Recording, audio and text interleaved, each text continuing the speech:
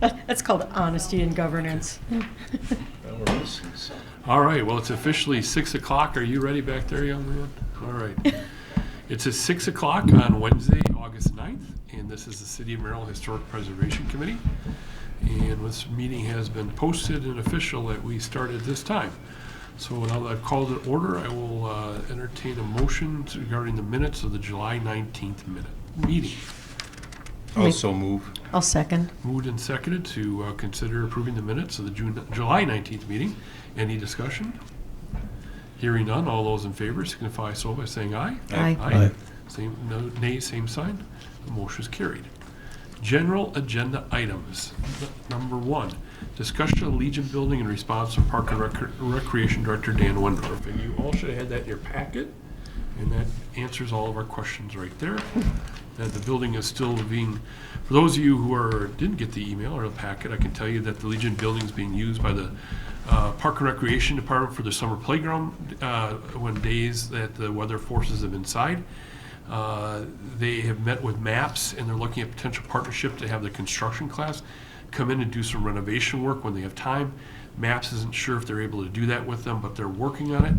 And they, according to Park and Rec, their ultimate goal at some point is to have the inside renovated so they can have another place to have a 4-season program and rentals similar to the Agri Pavilion, which is extremely popular. So that building is being used currently. It is plans for its futures, and it's obviously very valuable yet and not going anywhere.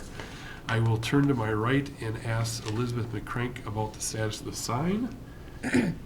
Elizabeth will ask respectfully if we could table that topic until next month because she's been out of town. Okay. I will tell Elizabeth some good news. I did have a conversation last night, and I'll expound on it further. There was some people that told me that the Premier was no longer making signs like that. Oh. And that would be, and their only fear was that we keep them consistent around town. Right. So I contacted Darren and Sherry today. Darren actually reached out to them, and they confirmed they are still making signs and they're still on board when we're ready. So Okay, but that's certainly a wake-up call. It means get it done fast, just in case. Okay. Yeah, the point is well taken, thank you. Elizabeth, you had put out a call for anyone with interior pictures. Yeah, yes, have you Well, had a I response? found one, but it's from a newspaper of the bar area. Okay. And of course, an old newspaper photo is not kind of grainy. The quality is not great, right. So are you interested in that at all? Or? I would certainly be interested in looking at it to see if it is, to see if there's anything, to see if that's the best we've got. I'm Okay. still looking for anybody who's got like a prom picture, or I think it was junior prom, or one of the fish fry nights. But if that's the only thing we've got, then I'll consider it, and we'll see if sometimes our media people are really good at sort of sharpening those pictures, those Okay. old pictures. So there may be some photographic restoration work that can be done off of it. So I would certainly be interested in looking at it anyway. And if the public is listening for any wedding photos, that has been used for many, many years Right. for many, many events. Anyone And who's got there a are party photos out picture. there somewhere, so. Absolutely. So, yeah, if anyone's got them, please reach out. I'm going to put something on the Strolling Down Memory Lane Facebook page. Oh, Because an then- excellent Because then idea. people can drop them in all day long, and we can just look at them at a different time. Anybody have any other comments regarding the American Legion building? Just that we're really pleased that the Parks and Rec people are, have a future for it. Yes, absolutely. And it does need work. I've been in there. The bathrooms, I don't believe are functional at all. And it needs some help. Yeah. And something that was thankfully saved from the wrecking ball. Because I believe Yes. that was someone's intention at one time. Moving on to discussion item number 2, general item. Discussion regarding historic homes and buildings, including media coverage. I do not know where Hallie is tonight. That's not a big deal. We're all kind of on the same page with her and the guy in the shirt, Nathan Meyer from Merrill Community Media. And what I did is wrote this letter, which you just have an example. They'll go out tomorrow. They are sending 6 of them to randomly chosen homes that are on our historic register. Obviously, the mayor signed them, And you can see right there, and for the record, what it is asking them to allow us to either come into their home or sit down in front of their home and discuss with them or someone with knowledge regarding that property and why it's on our registry and why it's so wonderful. And we're hoping to get at least 50% participation this year. And Hallie and Nathan will work it out doing all the video stuff. And as I said, these are all set to go. She did them all today, so. Nice. As I recall, we had about 50 homes on the list, and you said 6 are being reached out to? They're going to start for 6 for the first month, and we'll see what we get for response, and then we'll keep going from there. Okay. There was 2 homes that were kind of in the same district. One of them has fallen into quite a bit of disrepair lately. And another one, there's some other issues, so we didn't send a letter there with familial issues. But, this is just the start. And Okay. like I said, she put them together quick today for me. So besides the ones you have there, we have one for a person named B. Lee Ball. And one on 6th Street, Center Avenue, Lake Street. 6th Street again, you probably have B's. I have Mark's. Mark Bars is, Yeah. and then B. Lee Ball, so. Yeah. So there's some great houses there, really good. Huh. So if we can get in those, or at least get part of those, or there's from the exterior, I think we'll do okay. And with that, I had sent an email to Mike Robin. He is a part of a group called the Active and aware. Active and Aware Citizens of Merrill. And I talked to Mike last night at the council meeting and said, hey, I sent you an email. And I said, I know you didn't get it because you would have responded. He was a little embarrassed, so I didn't get it. But what it was asking is, they're doing the same thing with certain buildings around town and said, why don't we work together? So I told them about our city YouTube page and everything else, and they were very excited about this. So they actually are asking to be on the agenda next month, so they can come in and talk about what they're doing and see what we can all do together. And John Greenwood was one of the people that was present, and he just thought what we're doing is great, especially with the signs and the QR codes and everything like that. So I think we possibly have another partnership going forward. Excellent. All right, anything regarding the historic homes, buildings, and media coverage? We're on a roll. Number 3 item, discussion and update on sign placement, schedule, media coverage, and next steps. So we did 3 more signs in the last 5 days or so, 6 days. This last Friday, you were there, and you were there, but you were not there. We had about 50 people outside the building for the 2 officers, and it was really incredible. And I did talk to both the families and said, it's not today, but someday can you come in and sit down with Nathan and Hallie and me or somebody, but I won't be part of the video. But we're just gonna talk about your mom or your dad, or we're just gonna talk about your son, and we're gonna add this all to the QR code so it's part of the YouTube. And they thought it was an excellent idea. They really are on board with that. So that's really cool. And then they did videotape the sign dedication out there, and that media file is ready to go too, so that can be added to the QR code as well. So that is up and running.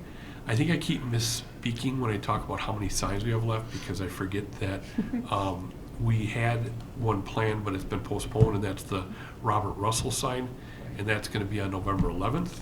We have the mother. I get right there. I get right there every time. Pam's not here to tell Pam's you. not here to correct me. Anacita Wrigley. Anacita sign. That, I believe, is the 14th of September. I can double check my calendar right now. Has a notice been sent on that yet? It is not. We are actually, the sisters are doing a large event on that day. And so it's all going to be part of that. And it's probably Tuesday the 12th or Thursday the 14th. I don't have it in my calendar after all. But it'll be after, so we'll have to email the notice because our meeting will be after that. But I'll email notice that one. And then I have to contact Rent-A-Flash and say, where's the sign for, unless they have it, maybe they haven't even told me. But I do know that I emailed Rent-A-Flash and said, where is our sign for Natalie Scribner? And they said, ooh, shucks, we'll get it to you right away. And they sent me a proof of it, and it looked great. So my guess is it might be sitting out at the street department. We just didn't follow up. Cool. So that we can, so those are the 3 signs left. Andrew Warren has to be done, but I think that's going to be a next year project. Yeah. The other- Do we have an image for Andrew Warren That yet? was the hold up on that Yeah, one. yeah. Steve found an image of the mill, and it's like, well, we think that's the mill, but we're not positive, so. It's a drawing of the mill. Okay. In regards to the Natalie Scribner one, so next week, the library board of trustees meets, as you'll be there as well. And I've mentioned it to Lori Olaf, the director, but we should talk with Maria as well, Pregler, the adult services, she does the adult programming, and see if they'll put on some sort of program in conjunction with us placing that sign when it is available. And we did manage to find, I don't know if I told you this last month, we did manage to find a relative of Natalie Scribner's 4 times removed. He's in his 80s, he lives in South Dakota. He is thrilled that there'll be a sign honoring her, but he declines any invitation to attend. So I think that, the effective family members of Natalie Scribner will be the library personnel and library trustees and so forth. So there is at least one person in the community that I've reached out to. She worked at the library for many, many years, and there is some suggestion that she actually knew Natalie Scribner, and that's Verna Schaefer. So I'll be tracking Verna down to see if she's got any memories, and if she does, we'll certainly try and make sure that she's able to attend that ceremony as soon as we've got something in place. And it's almost, not quite, but almost the 100th anniversary of Natalie Scribner becoming the director of the library. So, yeah. When is that this year? Or? I believe it's 23. It may be like in the fall of 23. Well, maybe we can figure out that day. I know. So we'll go digging a little bit more, my librarian friends and I, and see if we can track her down. Isn't Yeah. it like National Library Week? in October? That's It's- when we usually have the Friends books. Right, and the cookies and Yeah. so forth. And so that might be a good time to do it during Ooh, National cookies Library good. Week. Oh, Yep. there's cookies. Cookies. You said there are cookies. You want to go on that date and have them? Come on, John. Everyone's welcome. I also, through a couple of developments with the Cottonborn sign, not as big a crowd as I thought, but a very nice crowd that showed up at Jenny Towers on Monday for that. Bill found a new apartment. I'll congratulate him. No, he didn't. They, from the Historical Society, brought a large poster of him, and Tom had it up on an easel and used it for a presentation. And as we walked out, I saw this big blank wall right next to the door outside the sign, and I said, it'd be really nice to hang that poster there. I'll pay to frame it. And I said, I'll bring a digicopy and make a copy, and they won better me and said, you can just have it. Wow. So it's in the back of my vehicle, and maybe not this week, but not next week. Maybe someday we'll get down there, Wausau, and I'll get that frame, we'll hang it up there with a little thing on who and why. Brilliant. Then Tom went a little further, Berg went a little farther, and he had contact information from a gentleman whose apparently legal first name is Kuffer, Kuffer, or maybe that's his nickname, I don't know, but his last name is Kaltenborn, and he is the great-grandson of Hans H.V. Kaltenborn. Wow. And he recently retired as a police officer in Portsmouth, New Hampshire. And I called out there that Monday evening, and talked to some gal who said, I don't know what you're talking about. And I said, how about I call back in the day when some old people work? And she said, that's a good idea. And I called back during the day, and I said, hey, I'm looking to track down one of your retired officers. And the gal says, okay, which one? And I said, his last name is Kaltenborn. And she said, oh, you mean Kuffer? I said, okay, I'm on the right target. So I explained what was going on, and then I wrote a subsequent email. They were going to make contact with him today. They had some sort of retired function, and tell him what was going on in Merrill. I sent a link to some stuff. The chief of police that wrote me back and the dispatcher I spoke to, neither one of them knew about his grandfather. You think you would have bragged that up all over town, who his great-grandfather was, but they didn't know about it. So anyways, if we can get him, assuming he's knowledgeable about the family history, Nathan said I can do a Zoom with him and put that on the QR code as well. Sure. Beautiful. Yeah. So besides the family, will now know the remaining family members that we have honored him in his hometown, right where he grew up. So that was great there, that we're kind of getting those things together, and thanks to Merrill Community Media for helping us out with all that. Mr. Chairman, Yes, sir. I'd like to announce that with the blessing of this committee and with the help of AMVETS Post 2000 of Lincoln County, we are commissioning a memorial of all Lincoln County veterans that have died in service since the inception of Lincoln County. It's about 250 names. You may have seen it in the photo news before where they published it on Veterans Day, where they have the names Spanish American War, World War I, World War II, Vietnam, and War on Terror. Great. And it's at Premier right now. Premier is a sign, the good people of the sign makers in the 6th Ward, and they've offered to do it at little or no cost. And we've modified the names, and if there's any input from the public of someone that might be missing, we'd like to hear that. But we hope to have plates engraved on the back of the memorial stone down at the cemetery at the Veterans Memorial. And it's fairly large, it'll be about 5 foot by 5 foot. And I'm anticipating a dedication ceremony for Veterans Day of 2023. So with the blessing of this committee, we would like to move forward to that. That's their thing, but yeah, we certainly can attend after we dedicate the street sign for Lieutenant Robert Russell. Right. And that's going to be an event for us as well. And on the subject of Robert Russell, we did some clarifications. He is, as far as we know, the only missing in action person from Lincoln County and Merrill that the body was never recovered. Yes. So we can't tell if he was captured and didn't make it through captivity, or if he died in the plane crash. He's a pilot, but that's our street sign for Mr. Robert Russell will be a very special dedication. As far as finishing number 3, and I have a point to your thing as well, something coming up. Discussion update on the sign placement schedule. The next steps I will have by the next meeting, and it's going to be very simple. A form that Hallie's going to upload on the city website, and then we can start accepting nominations probably November 1st. And hopefully by January we can weed through them and come up with some names for 2024. And that had a $20 fee for each one. And that again was to prevent serial nominations and help us recoup the signs in this tight fiscal budget that we have. Okay, anything else on the signs?